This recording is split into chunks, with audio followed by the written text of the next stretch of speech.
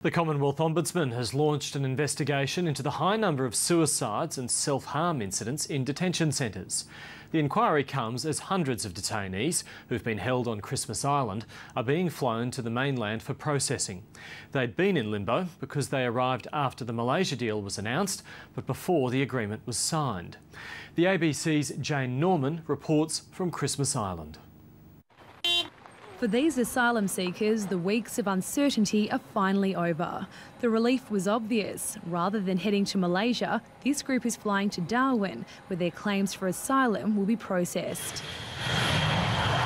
More than 500 asylum seekers are being transferred to the mainland this week. The group began arriving on Christmas Island in May, when the Prime Minister first announced the deal with Malaysia. They were initially told they'd be processed in a third country, but after the deal was signed, the government revealed their claims would be assessed in Australia.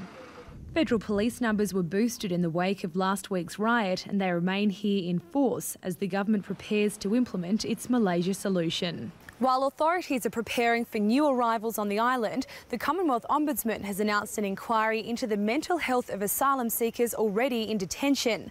The investigation has been prompted by increasing incidents of self-harm and attempted suicide in immigration detention.